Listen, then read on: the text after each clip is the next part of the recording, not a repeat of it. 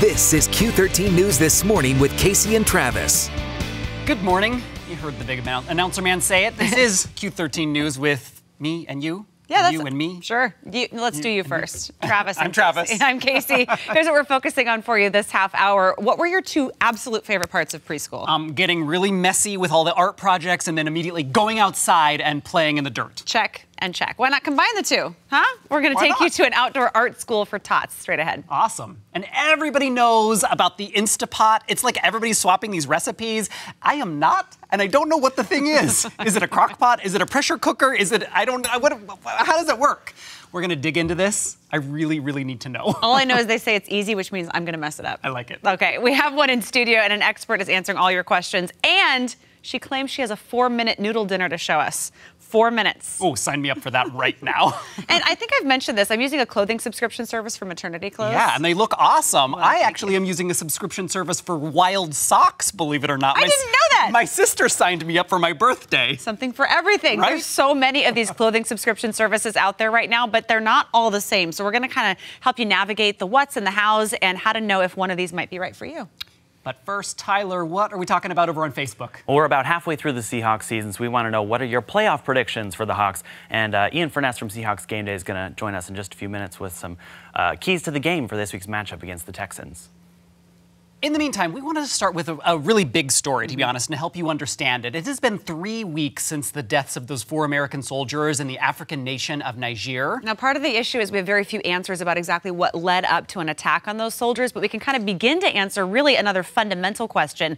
What exactly is the U.S. military doing in North and West Africa to begin with? So let's make a map, because that's a good way to start, shall we, by showing you exactly where we're talking about. I'm going to walk over here, and honestly, that's what my first question was where is Niger? It's actually right in the center of the north central section of the continent. Geographically, it's about twice the size of France, and currently the U.S. has like 800 troops stationed there. We're told the goal, at least publicly, is to fight homegrown terrorism there because the groups have been thriving. These groups are actually linked to Al-Qaeda and ISIS, and they're gaining power in places like Mali, Niger, and Somalia. In fact, in kind of this arc all throughout North and Central Africa. Now, and as we actually drive them out of Iraq and Syria, we're told they're actually fleeing down into Africa as well.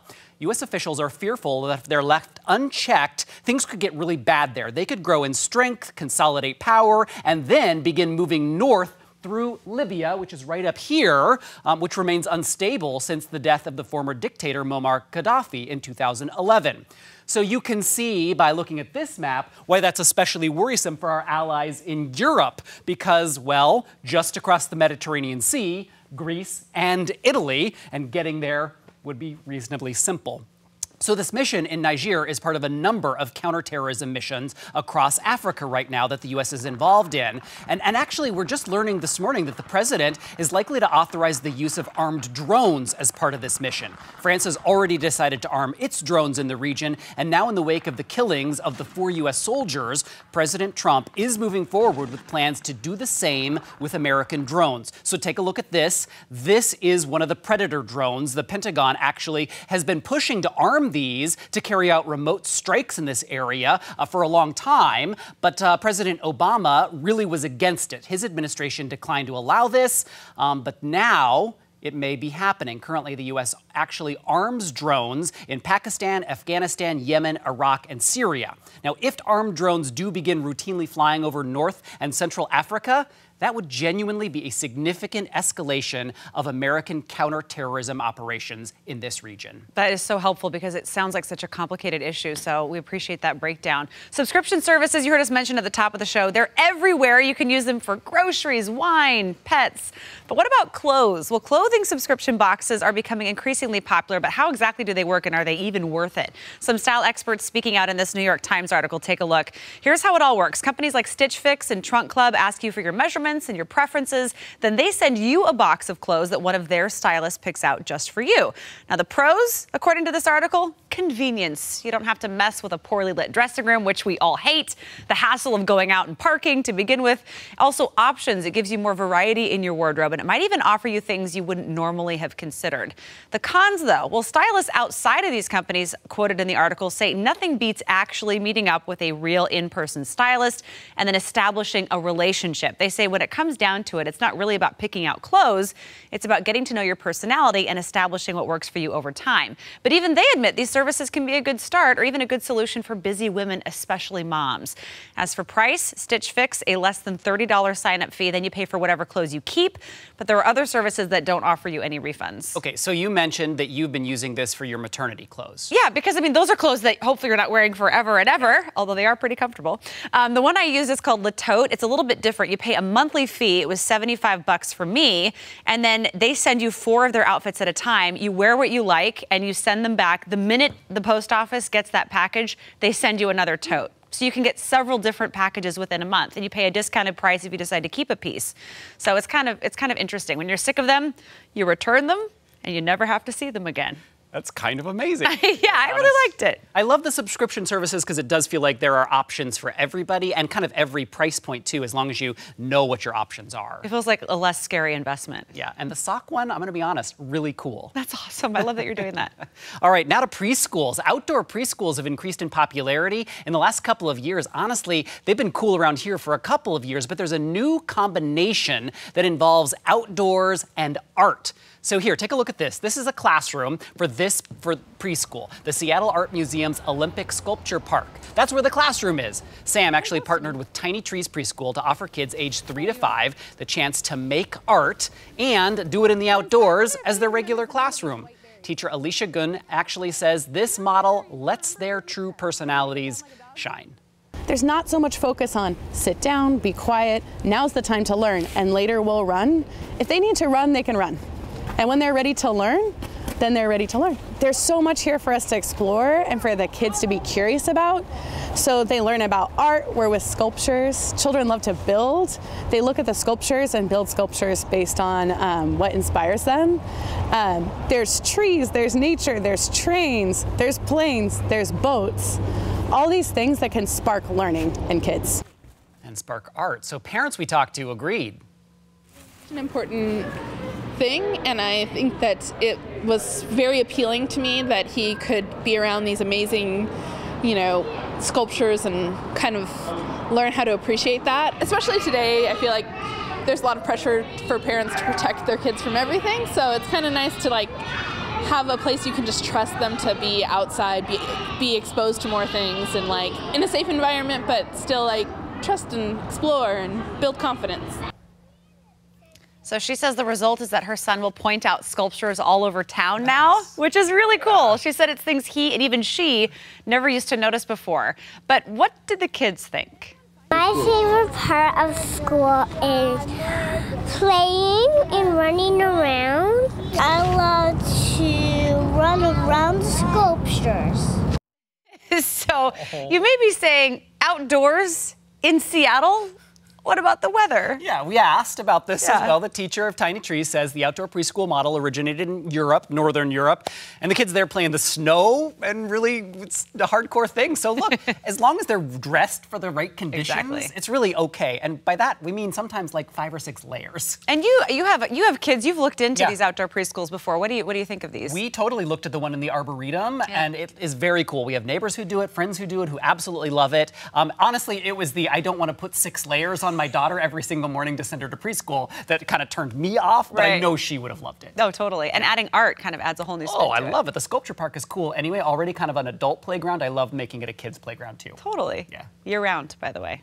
So the Seahawks back at home, getting ready to take on the Houston Texans. Deshaun Watson playing at a high level, so the Seahawks are going to have to bring their A game. Ian is here with his keys to the game. Good morning. We're going to keep it positive, Ian. Really? Yes! All right. All pot just for you, Kaci. Thank you so much. You betcha. And the baby. I know, it's for the baby. It's for the baby. Hey, let's take a look at the keys. First one is score first. I think I talk about this each and every week, and until they actually do so, we're going to keep doing this. But there's some key notes here. Texas is the Houston Texans are 0-3 when the opposition scores first. They're 3-0 when they score first. So if Seattle scores first, that bodes well on Sunday. Also, the Seahawks have yet to score an offensive touchdown in the first quarter. Number 2, remind Deshaun Watson he's a rookie, just in case he's forgetting that, because he's been fantastic lately. He has 15 touchdowns thrown this season. He has been fantastic. The CenturyLink crowd, the fans, that defense, they need to remind him who he is and remind him his place in this world of the National Football League. You're a rookie, kid, and let's remind him of that on Sunday. Next up, the Seahawks need to score touchdowns. Hey, that sounds simple, right? Right. Don James, you remember him? Yes. The legendary Washington coach. Even this Cougar can tell you something that Don James said that resonates to this day. Hey, score 6, not 3. Touchdowns, not field goals. The Seahawks have been really not very good in the red zone inside the 20-yard line. And if we want to kind of make it even more specific, goal to goal, 10-yard line and in. The Texans are very good, 80+%, the Seahawks 60. And remember that it was like a root canal the other day, right? That's putting it mildly. The Seahawks had 10 snaps from inside the 10-yard line, and they never scored a touchdown, capped off by Jimmy Graham's drop. That was awful painful. But hey, the positive is he came back and scored one later. We're keeping it positive. Keep it positive. Yeah, keeping it positive. So we need Yay. a second half Jimmy Graham, not first half Jimmy Graham. We just need Jimmy Graham from New Orleans. You know, that one. That guy that used to be really good, that would be a good Jimmy Graham to have. But this is going to be a great game. We should remind everybody, too, World Series, so we've got our postgame later on that night. Yeah. Yes. Okay, so I have to ask about Deshaun Watson and the playing while the music is really loud, as if that's going to somehow make it. Travis, that was what everyone this has been going on since the Kingdome days. People would come to the Kingdome. The Raiders did it back in the day. The Broncos, hey, it's so loud in the Kingdome, we have to turn up the music at a practice. Deshaun Watson played at Clemson. They played in 2 straight national championship games. They beat Alabama last year. They lost to Alabama 2 years ago. He's played before big crowds and loud crowds. The difference is this place is as loud as it gets, period. When Paul Allen designed this, you're a music person, you know this, Kaci, he designed that stadium to be very, very loud. It's insane how crazy it is in there. On top of that, the defenses are faster. They know things more. You're playing against a great college defense. That's one thing. You're playing against Michael Bennett, Bobby Wagner, Richard Sherman, Earl Thomas, Cam Chancellor, et cetera, et cetera. Your buddy KJ Wright. They make quicker decisions. They make it really difficult for the quarterback, so they need to do that on Sunday. Come prepared to be in our house. There you go. Yeah. Play the music as loud as you want. It doesn't matter. It doesn't matter. But we do need to be loud. Are you really loud? Head to the CenturyLink Touchdown City at CenturyLink Field this weekend.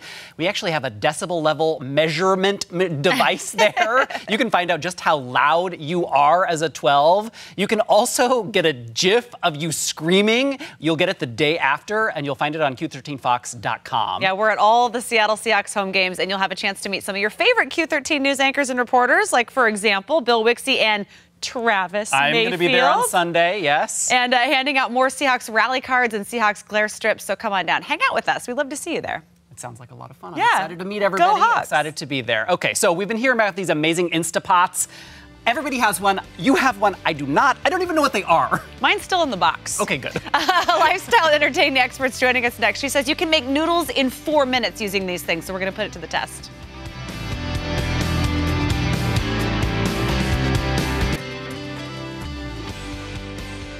Welcome back. With the weather turning cozy, that's our kind way of talking about the Pacific Northwest. And the kids in school, all sorts of activities, getting dinner ready can be super stressful. So what is this thing we keep hearing about, the Instapot? This is my skeptical face. We were really curious. How are they even different from slow cookers? Are they worth it? So we brought in lifestyle and entertaining expert Alexander Hadeen with Weeknight Society. We're peppering you with questions. Love it. Bring it on. You have promised us a dish that allegedly we can make in 4 minutes. Now, this is not me distrusting you. You, I trust. Yeah.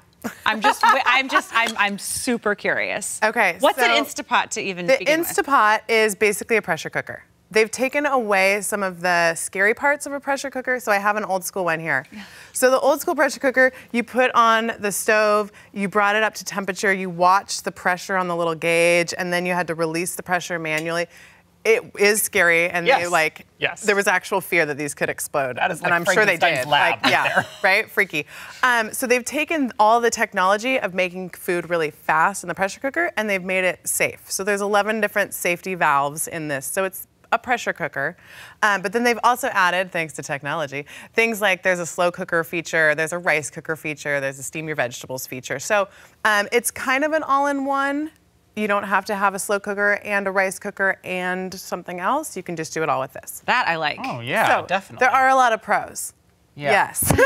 Oh, okay. Which leads us I was to... going to say, so that means there must be some cons. So when you were talking about the slow cooker and not wanting to cook all the things first, that is something you have to do with this. So our 4-minute noodles, they do actually, so here's like a finished Looks good. dish, Yes, right? yes. Red sauce noodles. But if you want to have meat in that, you cook the meat first in the Instapot. There's a saute function. You cook the meat and onions first, and then you add the noodles and sauce, and you set it and forget it. But when you set it, it takes 3 minutes. So that part's pretty cool. And then you just release the pressure, which I did in studio here earlier, and I freaked out. I was frightened. What that noise was? Yes. You tip the valve and like the steam releases, and it is a loud noise. And the first time you do it, it's a little bit terrifying. So it is kind of cool because there are things that you can do. Like, yes, you brown the meat first, but then you walk away. And like the Kahlua pork I made last night, this is a Instapot favorite. So I have tons of people I know who love the Instapot and swear by it. When I interviewed each one of them, this was the recipe that came back. All right. You have to make the Kahlua pork. So you do brown the meat first, but then you put it in here with just Hawaiian salt and a little bit of Worcestershire, and then that's it. I mean, it's 2 hours later, but it's done, and I didn't do anything else. So that was pretty cool. I took my kids out to a Halloween party. We went and had dinner. We came home, and then this was finished. So. And you said you can actually brown stuff in the same pot. You can. So there's Which a I can't do in my feature slow cooker. that you turn on first. Then the little display here will say hot. You put the meat or onions or whatever you need to brown first in here. It gets up very hot very quickly, and you can brown the meat, do the onions, and then add the rest of the sauces, shut it, and it's good to go. So I know there are a ton of people out there going like, yeah, of course, I love this thing, it's amazing. Yes. What are some tips for those folks who, or maybe are going to use it? And other things that people could make in this? Yeah, well, it was the #1 seller on Amazon in 2016 for Prime Day. So clearly most of you own one of these. I got mine at JCPenney, so they're almost everywhere. They're super affordable, and lots of people do have them. So the tips that I learned is to count the cooking time as like half of what actual cooking time is, because you do have to bring it up to pressure. So the 4-minute noodles, they take about 4 minutes to come up to pressure, and then once they're pressurized, they cook in 3 to 4 minutes, and then you release the steam for another 3 to 4 minutes. So you're all told talking about 15 to 20 minutes of time, good. but it's still pretty great, right? I mean, I do have a full career that I've built around 20-minute meals that you can make without a machine. So part of me feels a little bit like, yeah, but I can also do that on the stove. Yeah, much more stylish and lovely than this pot is. But there is always a time and a place for having something that you can turn on, cook, and walk away from. So, So with soups and stews, like which we do in the slow cooker, is that also something you can do this way? It's just faster? yes, much. Okay. So soups, stews, beans, things like that, those are awesome for this pot. And especially the feature that I'll be using on Saturday at the Husky game is that you can make it in here, take it with you, and then when you crack the lid, it's still steamy hot. Oh, wow. Oh, So nice. I think that's really cool too, which a slow cooker takes so much longer to cook and is harder to transport because it doesn't have the locking lid always. That's an added feature on most slow cookers. So really quickly, what is the 4-minute noodle? What do you put in? What's the recipe? So the recipe for the 4-minute noodle was browning the onions first, sauce and noodles together, lock it down, bring it to pressure. And that's it. That's it. I made an egg dish for us for breakfast this morning. Yum. So this is ham, cheese, eggs, and a little milk. Oh my gosh. Yeah, and you just throw it in here, and there you go. Looks really good. Yeah, and this, so I did this in studio while you guys were doing the news. You were cooking while we were working. I was cooking. It didn't look like I was cooking because I was really just sitting there. This was cooking. This took 7 minutes of actual cooking time. It took about 5 minutes to come up to pressure, and then you heard the steam release. Yeah. That's all it took. And it's was so about hot. a minute. Wow. It's very, that's very really hot. good. It is really, really good.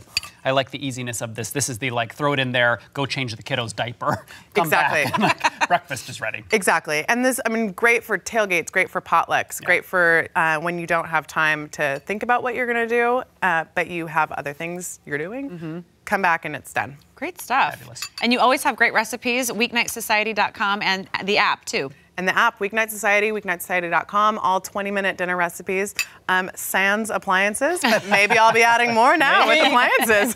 Thanks for demystifying the Instant Pot. Yes, anytime. Thank you very much. Thank you. Still to come, we are talking Seahawks and playoff predictions. Tyler is going to have your comments after that break. And take a look at your screen for our weekend trivia. Keep in mind, our producer refuses to give Travis and I the answer, so we're going to find out with you on the other side of this break. Oh, dear. Welcome back. So here, take a look at the screen. Weekend trivia term for fear of Halloween is, guess? I guessed D, but our producer said we had to pronounce whatever we guessed. So didascalinophobia? What was your guess? I have no idea. A, athazagorophobia. Solid answer. What's the answer? What's the answer, B? And we're both wrong, and I can't pronounce it. How do we pronounce it? Samhanophobia. Yeah. Is that right? We'll fix it in post. I have no It's idea. gonna be fine. Oh, and now, you know what? We have time for positive stories. But there's something that's in the teleprompter that we're not going to read. Because our positive don't, because story it's not a positive story. is all about you. It's me? Yeah. You're But our positive story today. I thought how we much were- we love you and how much we're going to miss you because you are actually going to go on maternity leave and have a beautiful and amazing baby. And so we wanted to celebrate you. Me? Yeah, you. Because you are one of our very favorites. So secretly, What? we've been asking the audience through this whole show to wish you happiness. Right, we have. And You so- tricked me. Yep. So I was Tyler, like, would we you messed read up. some I don't know of what's the the things prompter audience right has been now. sharing with So us? we've been getting thousands of responses over the last couple of months. We want to go through a couple of them here. I think we've got some full screens. So here's one from Terry. They say, Kaci, thank you for sharing your story. I know you'll be a good mother and you'll both be wonderful parents. Congratulations on your new baby girl in November. We can go to the next one. Christian, I think you're an absolute rock star. You're going to be an awesome mom. I wish you the best of the best, Kaci. And one more, I think, Michael. Mrs. Aitchison, I wish you and your baby a long and healthy life. Your life with your husband will grow stronger and happier with your baby girl. Best wishes to you and your husband. 18 years in training. We might actually have one more. We have a fourth one. We've been getting thousands of these actually over the last couple of months from people. And here's one from Julia. We've enjoyed you on Q13 News for years. You're so fun and full of energy. You'll be an amazing mom. I'm glad you didn't give up. God bless you and your family. And a lot of our Q13 News viewers are amazing. They've been echoing these same sentiments since we found out a couple months ago. So we wanted to throw you a little bit of a baby shower here on the show. So come on in, everybody. We wanted the entire 930 gang to join us in the studio to tell serious? Right. how much we love you and how proud of you we are. Because that's so sweet. you sharing your story has just been incredible. So we have cupcakes, we have on in. balloons. Oh my We have gosh. hugs and kisses. Your mom and dad are here. Hi, We guys. have a gift for you. Hey, a gift?